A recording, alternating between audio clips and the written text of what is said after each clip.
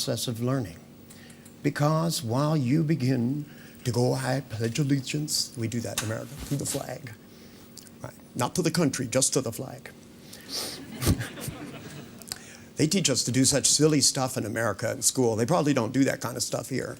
We hid under our desks from atomic bombs. Who thought that up? Like that's really going to work. We don't chew gum in front of Richard. It makes him crazy. Sorry about that. Anyway, now while you guys relax, let's see, I've got an empty chair. What the hell am I going to do with this chair? What you doing, dear? What's your name? Anita. Anita, would you mind coming up here, Anita?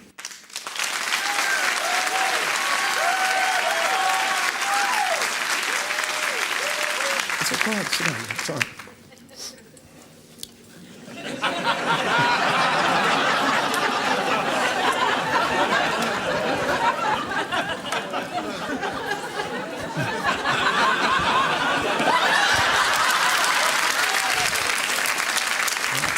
Just relax, that's all right. Nothing unusual is about to happen any second now. That's right, just relax a little bit. You guys are a little too tense after being around for so long. You should, if you know, after being on planet Earth more than 10 years, something inside your mind should go, is it really worth worrying about? You know, tomorrow it's just gonna be another thing. They're gonna blow up the tube again, you know. You know, just think of what, I come from America. Look who we've had. It's the last few presidents. I mean, it all went downhill. Then we went Richard Nixon, right? And then there was Lyndon Johnson. This is, you know, this guy put 400,000 people in Vietnam. That would double the population of the country.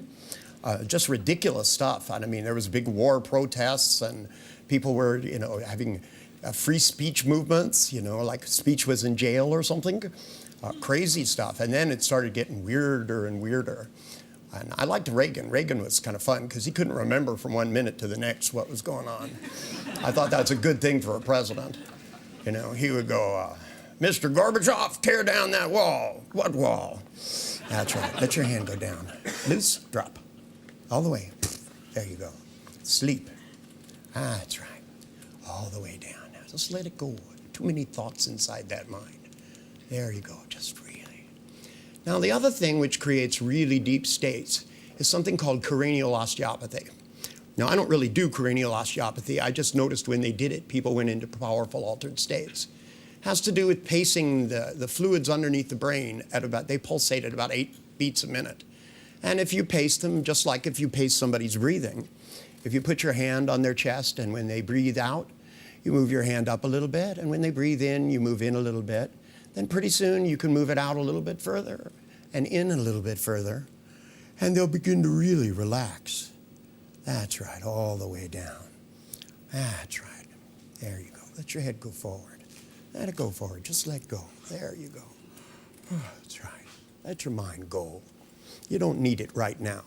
Because what we want to do is to find some of the things that you can do in altered states which will help you to make changes that could stay with you for the rest of your life. How you doing, kiddo? Okay. Okay? Yep. All right. I have a question for you. Okay? Yep. Okay, good. I want to ask you, is there anything in your life that you think maybe you take too seriously? Yep. Yes? What was it? Oops, Richard snuck up on him when he wasn't looking. Zoop. Well, I told him to. What do you expect? You know, it's just going to happen that way. Okay. All the way up now. Come on.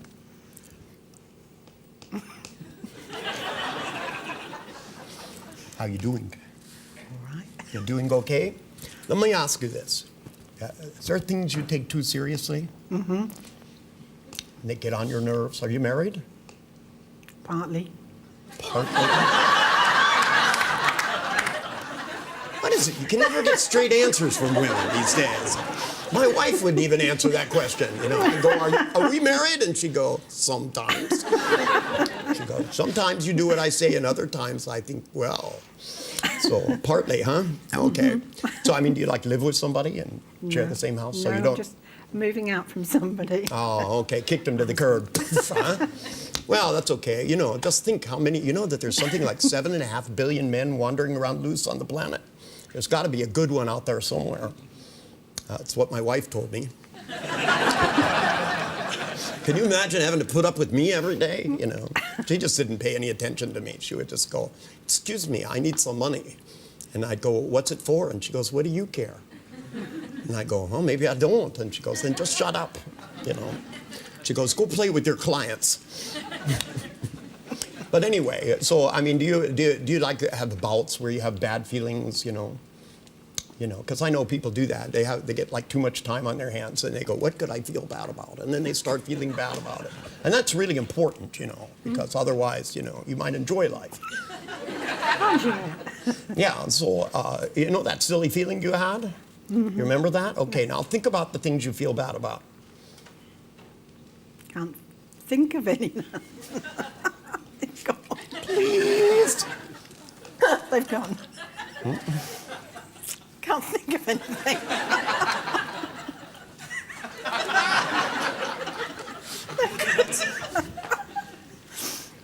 Just one, please.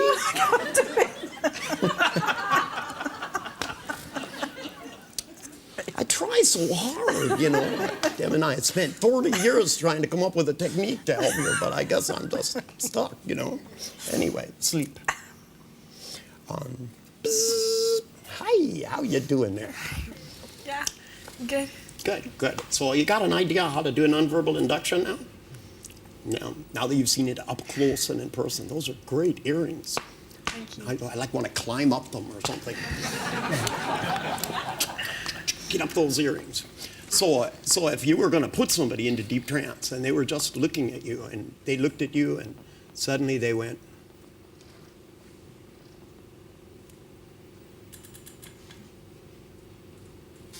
that's right, close your eyes now.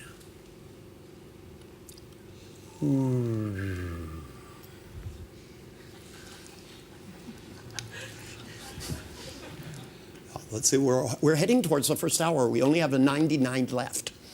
How you doing, dear? Feel okay? I feel a bit spaced out. A bit spaced out. So, but you're much more alert than everybody else here. I noticed that. So tell me, what kinds of things do you worry about? Do you got worries and problems and stuff that you sit around and just feel bad by yourself and stuff? Yeah. That stuff's really important, isn't it? Because if you didn't worry about it, the world would come apart at the molecules. Well, I know it would. I don't feel it would. I mean, I feel it would. What are you looking at up there? What the hell's up there? Is that what you worry about, that thing up there? Oh, okay. Well, so can you think about what you feel bad about?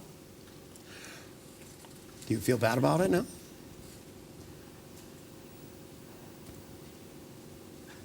No, I can't. You know what a psychologist would call this? Resistance. Aha, what are you avoiding? That's what they would ask you. What are you avoiding? You're avoiding the pain in your life. Don't you know that you have to feel the pain fully and immerse yourself in the pain so that you could grow and change as a person? Why, the last psychologist that came to me, I whacked with a 2x4 to help him change. I know somebody in this audience wrote me a note, said, "Quit picking on psychologists." Excuse me, that's how I make my living. You know, I walked into mental hospitals and I walked out with patients, not with the staff.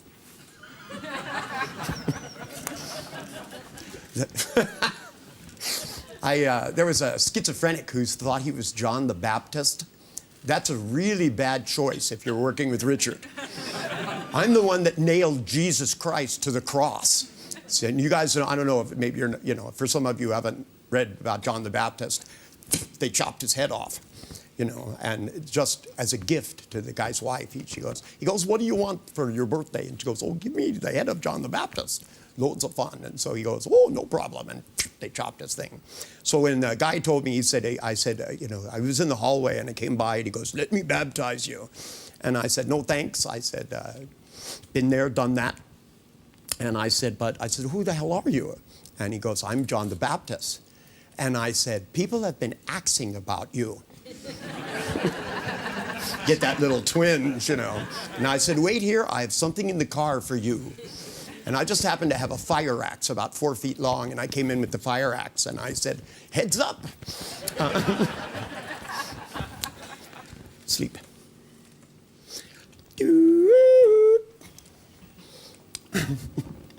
Hi. How you doing? There's a little lag in here. Hello. Hello. Yeah. So how you doing? I feel more relaxed. I had a pain, a prolonged pain in the shoulder and the neck. And Well, that's seems not more good. relaxed You have a now. prolonged pain, so it's overdue to leave, huh? Well, I'm glad you mentioned that. And just sit down. Let me take care of this, okay? I don't like pains in the neck. Okay, so it starts down here. Okay, close your eyes. Now, you know what an ice cube is? I want you to just imagine there's a little ice cube right here.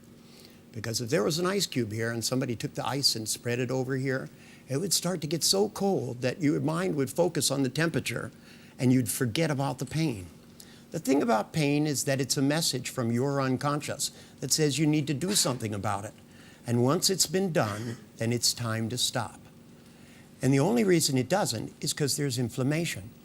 And the inflammation becomes irritated. But when the tissue softens and softens and softens, it begins to go away. Now I'm going to take this hand and I'm going to put it right over your heart, right like this again. And I'm going to rub it, and I rub it, and I want you to soften it and take a deep breath in. That's right. Let it all the way out. That's right. Now take another breath in. That's right.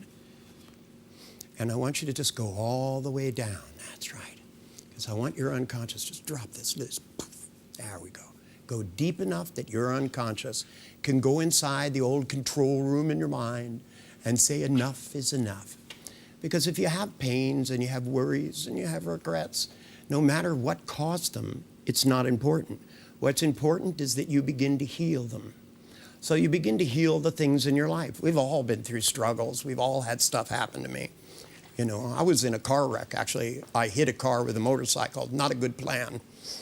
And when I did, I woke up. I had terrible pain. And the doctor came to me and he goes, geez, that must really hurt. And at the moment he said it, it did. But I thought, what an asshole. Oops, I'm not supposed to say that on TV.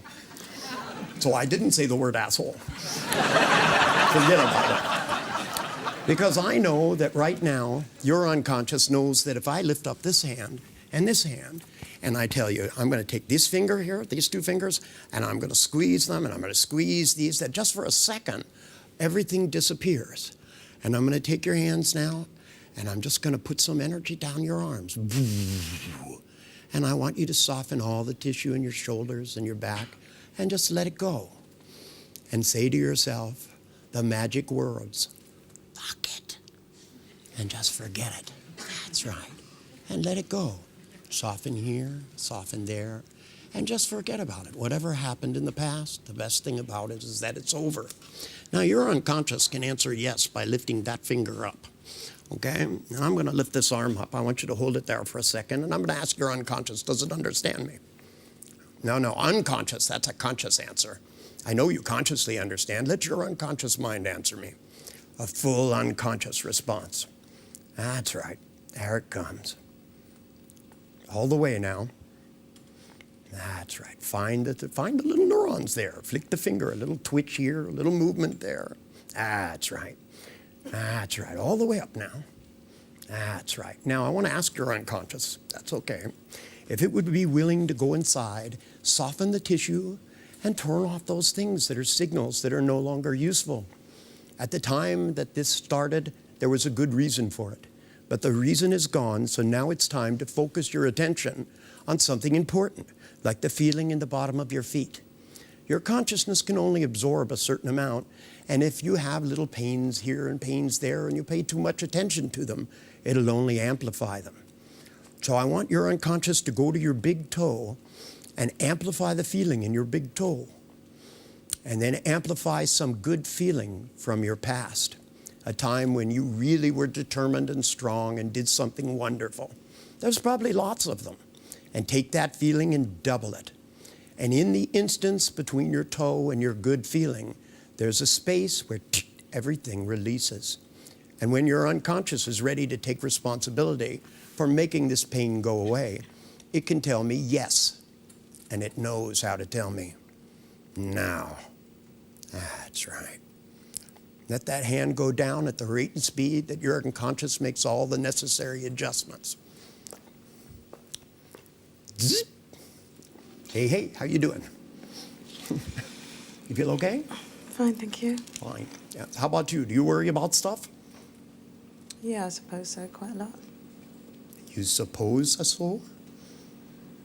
Yeah. Yeah? Can you think of something that you sit around and worry about that probably you shouldn't? Get an assignment done. I beg your pardon? Get an assignment done. Getting it. So you have an assignment you need to get done, and rather than doing it, you worry about it. And I'm doing it, but I worry about if it's going to come out well enough. And when you worry, do you worry with a voice or with pictures? Probably a voice. Probably a voice.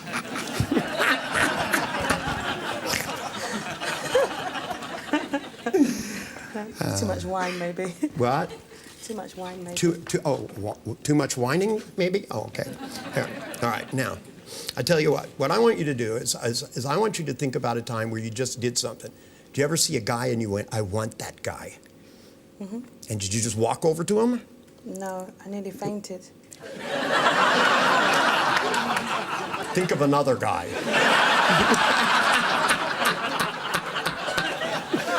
Think of one you just walked up to and said hello. No hesitation. Did you ever see a car you wanted? Did you ever see a dress and you went, that's the right dress? Yeah, yeah. Put the guy in the dress.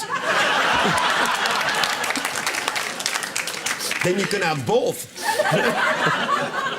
Now, when you saw the dress, you didn't hesitate. You went, that's perfect for me. And you just went and got it, right? Now, you know that feeling? Close your eyes for a minute and pay attention to that feeling.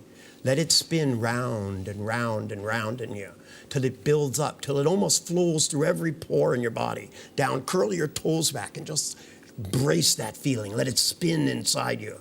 More and more bold. That's right. Because in a moment, your hand is going to touch your forehead. And when you do, this feeling is going to seep inside your mind so that every assignment and any other guy you want, you're no longer going to be able to hesitate because that feeling will become the dominant, overwhelming, driving force in your brain now. Yeah! How's that feel? It feels good. Great. Close your eyes. That's right. Now, I'd like to thank all of you. You've been very cooperative. And so I want to leave you with a little present. Because I hope that all of you realize that what you're seeing here is just a demonstration that shows you can turn anything into a hypnotic induction. I handed somebody a bolt once. That's the thing that goes on the end of a screw. And it fell out of the ceiling fan. When I don't know why, the ceiling fan was going around and I was talking to this guy. And he was a psychiatrist. And he was explaining to me how he'd actually used hypnosis with a couple of his clients, but that he found it very difficult to do with most people. And in fact, he had been to Hilgard's lab in Stanford and taken the test. Now, by the way, the test that the people at Hilgard's lab used was, and this was a long time ago, they put a little tape recorder with 2 5-inch reels on the chair in front of you. And it had a hypnotic induction, which sounded much like this. I want you to see an escalator and go down, down, down the escalator. Down, down, down, down. Then you'd see an elevator and go down, down, down the elevator. Then you saw another escalator and you went down, down, deeper and deeper and deeper and deeper and deeper and deeper. In fact, there was not even that much voice inflection because they believed you had to be monotone. Otherwise, people would not go into a trance. The truth is, human beings are very responsive. They giggle at the touch of a finger.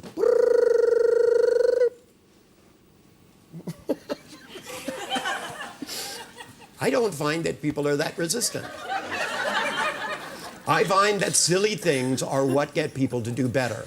When you take your good feelings and you make your good feelings better, such that they begin to fill your whole life, then all the problems and the worries seem to disappear, and you get on with things. And giggling can spread from one person to the next person. That fast. And then it spreads on to the next person, and they start giggling. And even the next person starts giggling. And then even the last person starts giggling. Oops, damn, I forgot about something.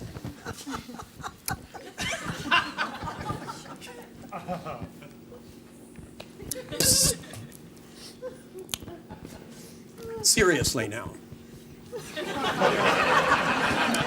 Now, I'm going to count to 3, and when I do, I want you to don't just come out of trance, but first you have to go in.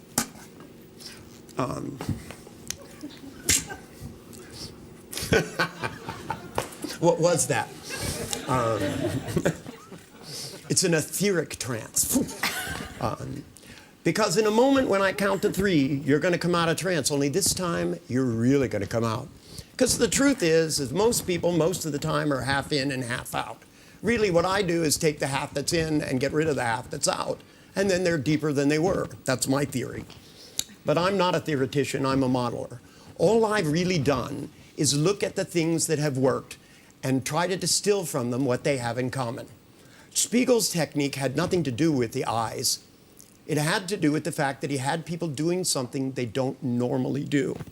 When I tell somebody to pay attention to the outside of their face and to move their consciousness around like this, it's not something that they've done. So therefore, in order to do it, they have to alter their state of consciousness.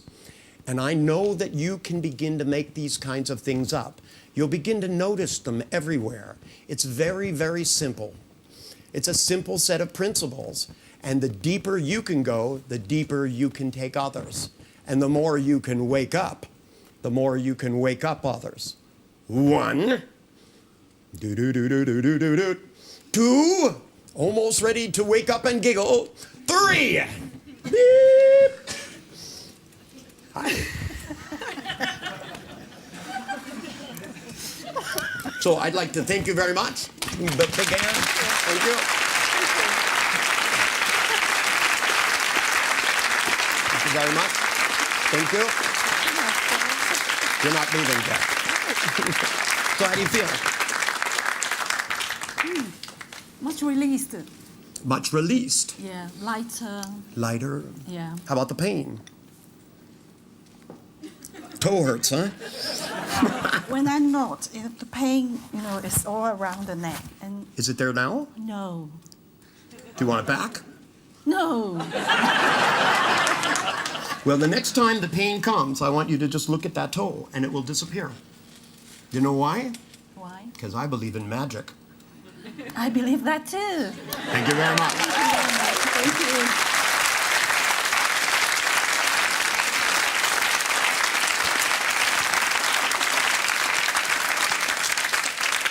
Well. I hope this gives you an idea. I know in the course of the time you've been here that a lot of the ideas that I present to people seem somewhat new. I am not a psychologist. I've been accused of it a couple of times, but when people say, are you a psychologist? I go, step outside. And usually I can convince them I'm not. But if they want to believe that pain is the doorway to feeling better, that seems to me ludicrous. And if your past caused the future, then you wouldn't be able to change it, so going to therapy would be ridiculous. Hypnosis has, for over 2,000 years, been used to do things. I mean, everybody from faith healers, excuse me, but they're using hypnotic techniques, I know them. And it doesn't matter to me whether they say God makes it happen, the universe makes it happen, your neurology makes it happen. I'm not a theoretician, I don't have to know why. I believe that if you have strong beliefs, whether they're religious beliefs or your belief in human beings, it doesn't matter to me as long as they're strong. your strong beliefs, if they include the idea that people can have happy and fruitful lives and get rid of old pains. I know that recently I have people write me questions down and give them to me. And one of them told me that their friend had lost an arm. And when he lost that arm, the doctors gave him morphine because he had phantom limb pain.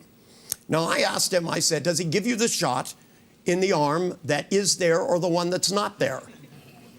And he looked at me like I was crazy. And he said, well, of course, he gives it to him in the arm that is there. And I said, well, how do the drugs get from the arm that is there to the arm that's not there to make the pain go away? And he looked at me like, what's the matter with you? But I think when I look at a doctor giving